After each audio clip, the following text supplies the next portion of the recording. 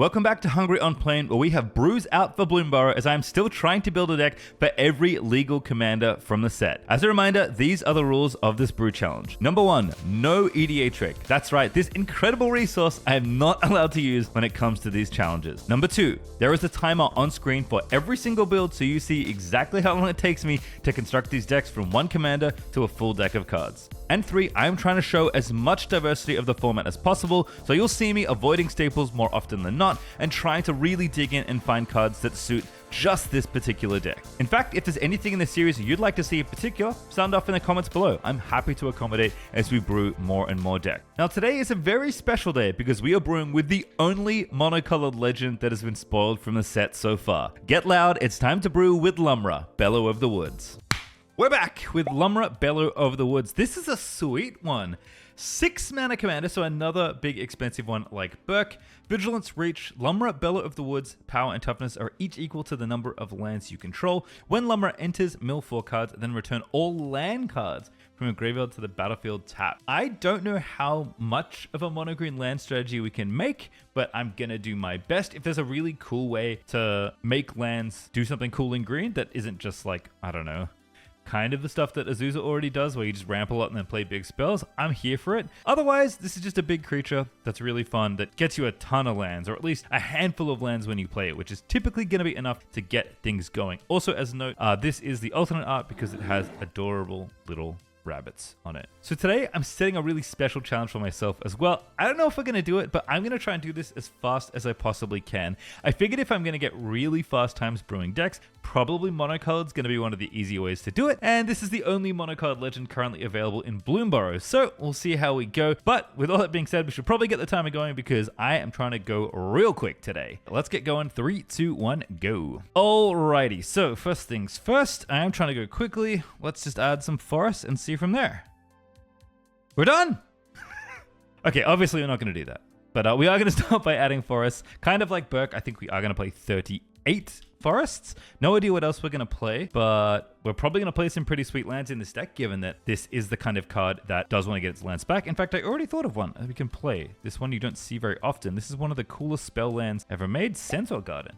This gives trample. This is the most important thing about this. Our commander can get very big if we have lots of lands in play. Has vigilance and reach but no trample. This is a green source that gives something trample. So seems pretty good, especially given that this has threshold. We're probably going to be milling ourselves quite a lot in this deck. So this seems like the kind of effect we do want to have. We are going to keep going though. And again, I am trying to go quickly. I'm going to ignore lands for now. And I'm going to just try and rattle off through the removal. So Beast Within, I think kind of an obvious card. Kind of have to play it, I feel like, at some point, because this is just the kind of card that like is very good. Green is kind of a weird color when it comes to removal. There's stuff like Desert Twister, which kind of sucks. You know, there's the odd card here and there that's okay, but probably the best way for green to be doing anything is actually by using the fight spells. And there are a ton of good bears, like literal bears, other bear creatures. Lumra is a bear that actually benefit from fighting. So one of my thoughts was we could build a bear deck, right? That'd be kind of a fun theme deck, but that doesn't necessarily equate to the land strategy of the deck. So I'm trying to lean in for the lands more, but there's a non-zero chance we just end up with a bunch of bears.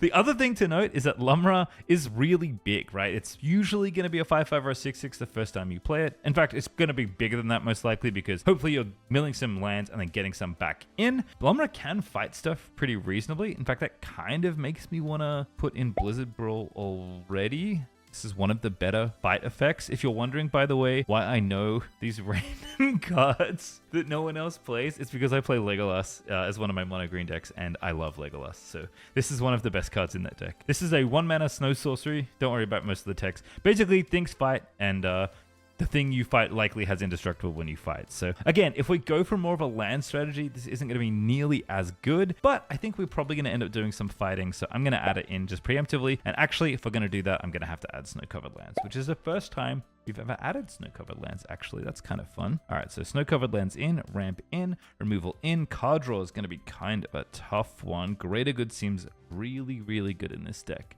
But I already put Greater Good in Burke, so I'm going to try and find something else. Oh, I know what something good's going to be.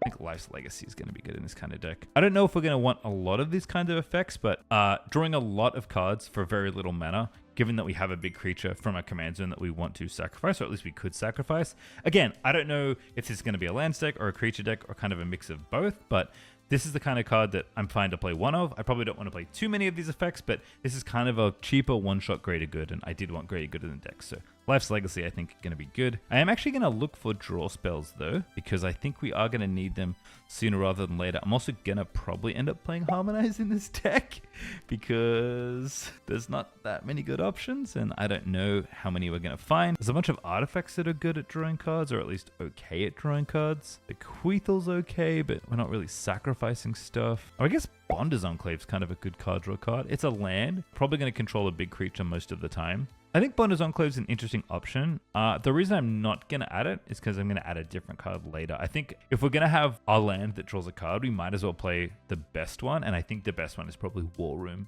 Actually, is that even true? Is War Room... Hang on. We're getting distracted again, but it's fine.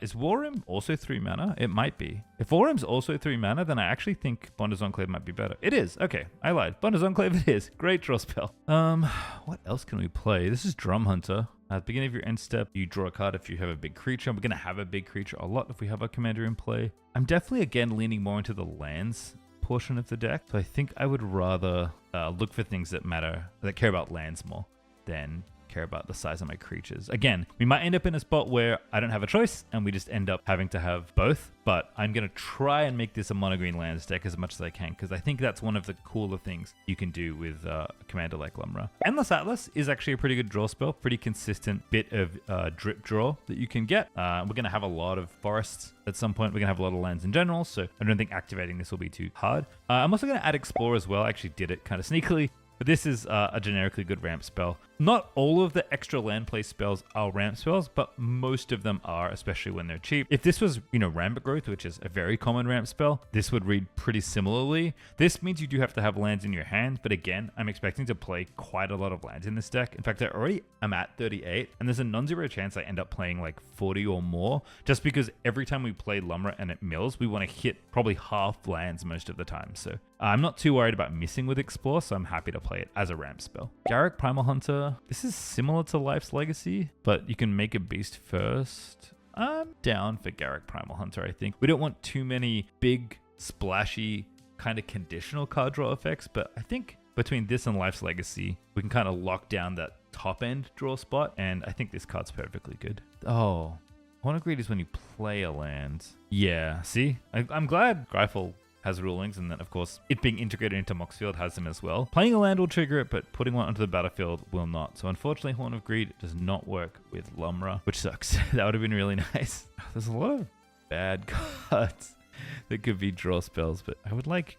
good cards. Oh, this seems really good. So this is similar to Bonder's Enclave, which is one of those things that we already have this effect, so maybe we don't want another one, but rad counters are a good way for us to mill ourselves, and I think milling ourselves is going to be a big part of how this deck wants to function. So this might replace the Bonder's Enclave or just be added as an additional draw spell that has other benefit. We do need to give ourselves more rad counters though, but I think we will find all the cards that do that. I do have to double check the text on rads, but we'll do that later when we see a card with a reminder text on it. I just have a feeling that rad counters come off when you mill land. But maybe it's the opposite. If it's the opposite, that's really good for us. But I don't remember the text for rad off the top of my head, so I'm going to leave it for now. Ocam Adversary is a pretty nice one. Oh, I forgot about this card. This card seems really good in our deck. This is not a draw spell, but this card's really good, and I forgot it existed. I think I'm down for Rites of Flourishing, actually. I will admit I have a soft spot for this card, and it is a Howling Mine effect. It does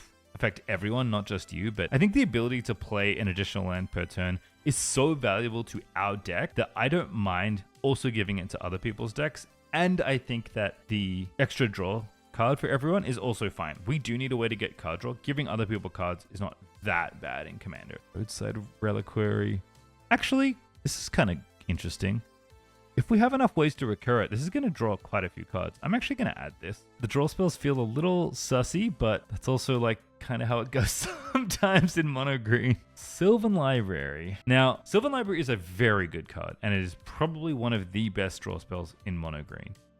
The reason I would shy away from it is because I think it's a little too generally good, and again, I'm trying to showcase kind of the diversity of the format, and Sylvan Library is, a very popular card. I think I'm going to play it here because I don't know what else I feel comfortable playing. But if I find other options and I feel like my deck has enough draw in it that I don't need something like Sylvan, I'll happily take it out. Symmetry Matrix. Okay, this weirdly might be good. If this is good, we're definitely taking Sears Sundial out, but I have some plans for this card. I kind of like how deep we're going.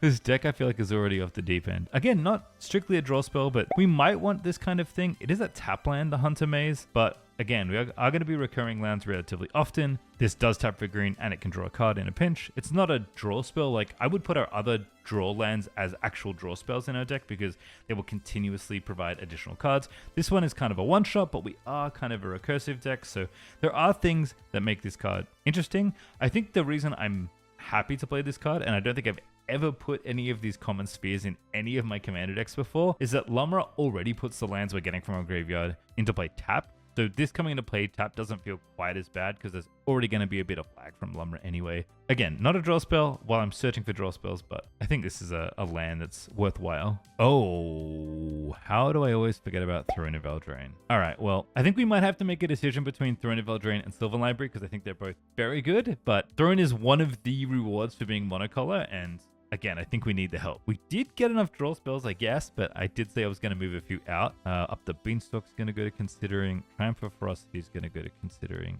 And Sears Sundial is going to go to Considering. I'm trying to go fast. We might reevaluate these, but this is at least enough draw sources for me to be like, okay, we have card draw in our deck. I don't have to panic. Call it good enough. Also, I think I am going to play 40 lands. We might play more, but I do think this deck cares so much about hitting lands off Lumber Mills and just having lands in general that I think 40 is probably a good number for this deck. Okay, so we have some draw spells. We have a couple of other spells. We might need to do some tweaking later, but we're getting somewhere. And I guess I should explain Symmetry Matrix, because I did say that I thought this card would be good in this deck. So like Sears Sundial, which isn't great, it costs 4 mana and doesn't do anything. Unlike Sears Sundial, whenever you trigger it, it costs half the amount of mana to draw a card. And that's pretty good. Yes, this is a decent investment that might get you nothing. Yeah, if you play this, you don't draw a card and then nothing else happens, it feels kind of bad. But our commander is always going to trigger Symmetry Matrix. Garruk makes tokens where power and toughness are equal. And you might see where I'm going with this, because this one doesn't trigger it, this one doesn't trigger it. But I just remembered one card I knew I was going to play in this deck, which is perfect both as flavor and as power. It's time for Bearscape, baby. I mean, if this isn't a Bearscape deck, like, what is? Wait, this isn't the card I'm thinking of. This card's also good, but this isn't the card I'm thinking of. Oh, this card's sweet. This was not the card I was thinking of, though. I thought it was, but the card I'm thinking of is from a Modern Horizons set. I think it's from Modern Horizons 1. Definitely an enchantment. There can't be that many cards that have it. It also says the word bear on it. Ayula's Influence is the card I was thinking of. This is a way to convert our massive land count into something meaningful. And if we have Symmetry Matrix in play, this is discard a land card, pay 1, draw a card. That is a very good engine to build a deck around. And it's a bear, and it makes bear tokens. We're a bear deck. Let's look for things that say additional land on them, because like I said, extra land plays are very, very close to ramp. I am trying to avoid Exploration because it is kind of a more pricey card, and I don't think it's necessary, but if you wanted, you know, play an obviously good card, you can play Exploration. I'm trying to think how good Azusa is, actually. This will act as a ramp spell very often. I'm gonna say this is good enough. Beanstalk Worm is interesting. I think I'm down for this effect. Like I said, we can't have too many explore type effects, because if we don't have any lands in our hand, we can never get the benefit of it, and we don't actually get our ramp spell if we don't have another land to play. But not only do I think we're going to hit explore quite often, because we are playing a lot of lands, if we want to play some of the Power Matters cards, having a random, like having our Explore effect also be a 5/4 worm might actually be good sometimes if we end up playing some of the Power Matter stuff. I think this is it, but this is definitely kind of getting to the limit of Explore type effects. I don't think we want to play this, but this is a good reminder to check the other evidence cards, because evidence does care about mill. I also haven't forgot about rad counters, by the way. I'm just trying to get the framework of the deck built out. Oh, we can play Wild Growth and Utopia Sprawl. Storm Cauldron's an interesting one, by the way. We actually might end up playing this. This is actually a pretty powerful combo piece. I don't have any like discrete combos that I know of you can play with Storm Cauldron, but I kind of want this to be a deck where the lands kill you. So if we have a way to maybe replay a land that could slowly ping someone or kill them, it might take a lot, but if there's going to be any way to do that sort of thing, probably going to need a card like Storm Cauldron to get involved. That's so cool. I've never thought about that. Wait, is that good? I think that's good. I think Broker's Hideout's good. I mean, like, I almost never play these cards. They're very narrow. They're great in cheap decks. and if you really need the landfall. But I actually think because Lumra brings the lands back tapped specifically, you can't even activate a fetch land when it's tapped because you have to tap it as part of the cost. This is one of those very strange edge cases where Broker's Hideout might low-key be really good. So I'm actually pretty excited for this. Oh, we should probably play Nature's Law, actually. Is this good? ETBs, find 5 lands, exile them, then shuffle. At the beginning of your end step, choose a card at random, and put it onto the battlefield tap. I don't know if this card is good. It's definitely not a ramp spell. But what I will say is that this card is an enchantment that reminds me a lot of Realms Uncharted, and I love Realms Uncharted. So I'm going to play Open Path Journey because it's sweet, and it's one step closer to Gifts Ungiven, which I don't think I will ever see unbanned, unfortunately, but I can dream. Okay, so we have 12 ramp spells right now after moving Azusa over. Definitely in this deck, I think we're treating her as a ramp spell. Could also arguably treat Rites of Flourishing as one, but I don't think we will. Although I do think we treat it as a draw spell. So we are going to move it in, and we are going to end up cutting a draw spell at that point. I think we might end up cutting Sylvan Library, actually. We're going to move on, but we are going to check things that have rad counters on them because we are actually going to need to give ourselves rad counters.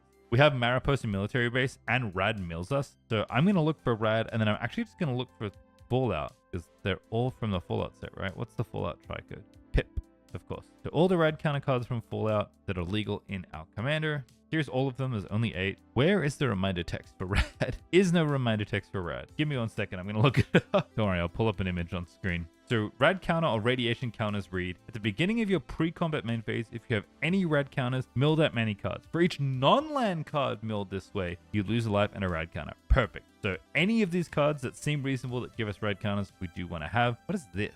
Harold and Bob, First Newman. I have no idea what that is referencing. When it dies, if it was a creature, return it to the battlefield. This is like the Lycid templating. It's an aura enchantment with Enchant Forest you control. Enchanted Forest has add 3 mana of any one color. You get 2 rad counters. Loses all other abilities. Definitely not a reliable enough ramp spell, but this is a way for us to give ourselves rad counters continually, and it also taps for a lot. Like it turns a forest into a Black Lotus. So I think this card's sweet. Potato Farmer. When a land... yes. Yes! Oh, this card's sick. Look at this. This actually is kind of a ramp spell. When it enters the battlefield under your control, you get 2 rad counters, and you can put a land in a graveyard that was milled under your control tap. This might actually change the landscape of our ramp cards, but again, this is a really sweet way for us to give self-mill. Now, I don't want to lose all rad counters. I'm not interested in that. I don't think we're ever going to die.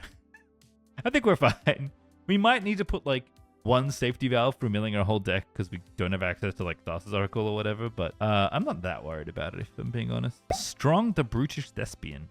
6 mana, 7/7 ward 2. Whenever Strong is dealt damage, you get 3 rad counters and put 3 counters on it. You gain rather than lose life from radiation. I don't think this is going to give us that many rad counters, but I think it's good enough. I think in this deck, I'm going to tag Potato Farmer as a ramp card.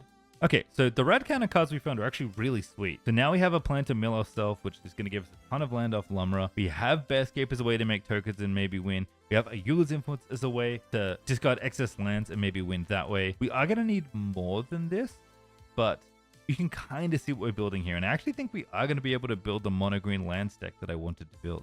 Have rad counters. They were good. Look through the evidence stuff that wasn't good. I guess I should look at stuff that mills me. Aftermath Analyst. When an ETB's mill 3, sacrifice it, get all my lands back. That seems pretty good. Argoth Sanctum of Nature. Add green, makes a bear, mills 3 cards. Yeah, no, that's sick. I think I'm going to play most of the cheap mill stuff because I think it's good. And I think we are going to do a lot of milling. Whenever this ETB's are attacks, mill 3, then return a land. I think Tortoise is good. Kind of have to play most of the semi-decent mill cards because we will need a decent number of them. Also, I did say I want to finish this in under an hour. I have a funny feeling that's not going to be the case. We're going pretty quick here. I'm happy with our pace. Whenever a land is put into your graveyard from anywhere, gain 1 life. This is going to gain a decent amount of life. How much do I care about gaining life? I feel like not that much, but maybe. This is like one of the few cards that cares about milling lands, and we are the deck that wants to mill lands, so like I guess I'll play it, but this is like not a spectacular payoff. What cards in green have flashback that we might want to play? Make squirrels. I mean, it's cute, but I don't think it's where we want to be. Making a beast is okay. I think we do want the Timeless Witness. The Eternal Witness you can get from your graveyard. We do want that card.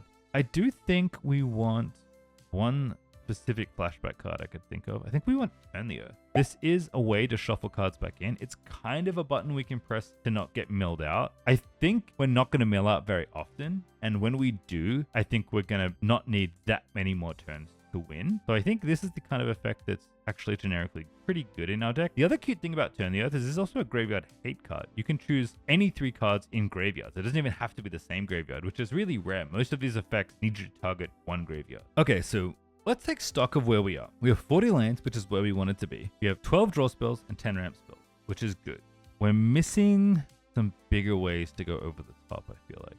I think we are going to play Splendid Reclamation because we are going to mill ourselves a lot and our commander costs 6. The only thing I can't see is like, how are we going to kill them with our lands? Well, I actually do have an idea about that. Also, we're going to play Life from the Loam. So I definitely considered leaving this card out because it is very powerful, but this card mills us, and more importantly, it gets lots of lands from our graveyard, and we benefit so much from picking up lands. The primary reason I'm wanting to play Life from the Loam is actually for the same reason you play Life from the Loam alongside Seismic Assault, that I want to turn in Ayula's Influence as much as I can.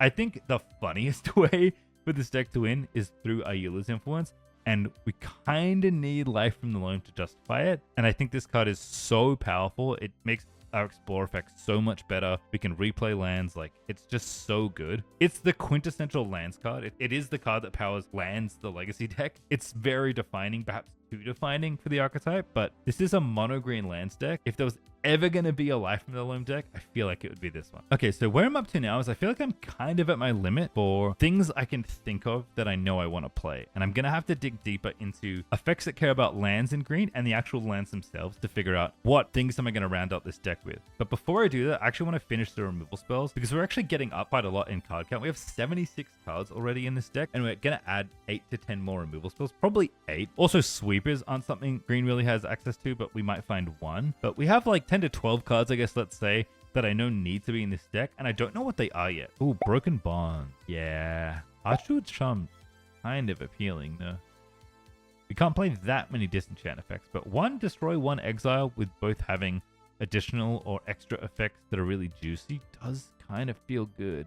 I think it's also very fair to say that, like, hey, why aren't you playing Boseiju Who Endures? This card is ridiculous. Again, like, I don't mind putting powerful cards on my deck, but I'm trying to appeal to a broad-ish audience. And if you want to see more expensive cards or more budget decks, like, let me know. I'll happily mix things in. But Boseiju Who Endures is just so obviously good a card that I'm kind of leaving it out, if that makes sense. And if I really don't feel like I need it, given where we are, I just don't want it.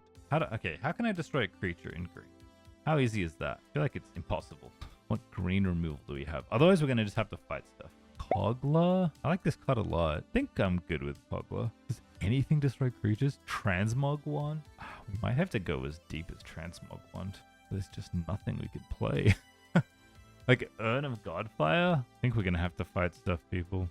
I think that's the only way out. I guess we're going to find stuff that fights. Which does mean I think we're going to do the thing that I think I always wanted to do, which is play Ayula. Ayula is a bear. If we play this before our commander is going to absolutely Falcon Punch something when it comes into play.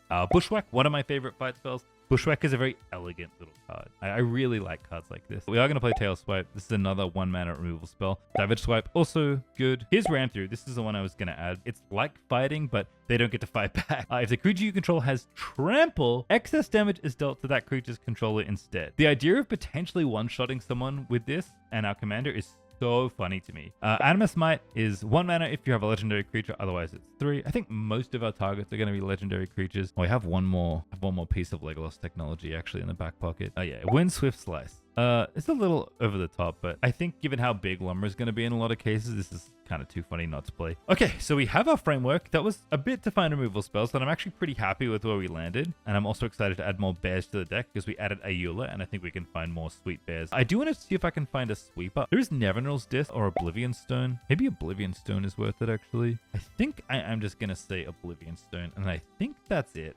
We could also have Blast Stone, I guess, actually. That's another sweeper. There's also a land. I actually think that's good. I think we might want to get out of some situations with Blast Stone that I think this is actually pretty good. Not the best display of sweepers, but I think it's better than nothing. We actually filled all of our categories, which I'm kind of surprised by. And now we need to add some more stuff. How many legendary bears do we want to play? There's only 7 legendary bears. That makes me sad.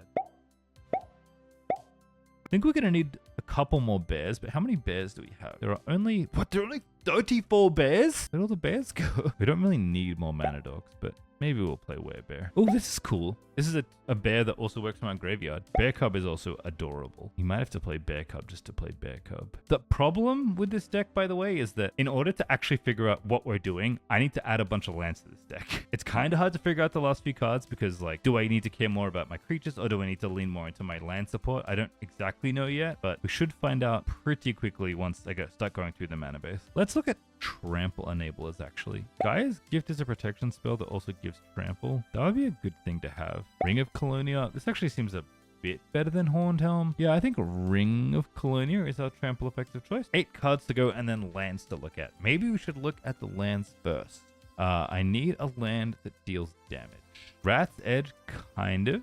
Little expensive. I think the only way we could potentially kill a table is by bouncing and replaying Sun-Scorched Desert an unbelievable number of times. Also, Desert commit crimes. Fun fact. Are there any crime committers we can do? Oh, well, here's a crime committer. That seems really sweet. I think we kind of need like a landfall effect, honestly. I don't want to play Ravenous Bellow, but I might have to. You can investigate. Oh, I just completely forgot about Tireless Striker. This is also a good draw spell, but I don't think we need other draw spells. I think we found enough. All right, Zenith Chronicles out. Man, I gotta go. Trying to get this in under 2 hours. Again, I find it so funny that people struggle to cut cards from my commander deck. I feel like I always struggle to find the last few cards from my commander deck. I think what's gonna happen is I'm gonna have to give up on the dream of Sun-Scorched Desert. I'm still gonna play it. I think we're mostly just gonna dump a lot of lands into play and then win because we have 25 land in play on turn 5 or whatever. Although I think the other way we will do it is by animating all our land. What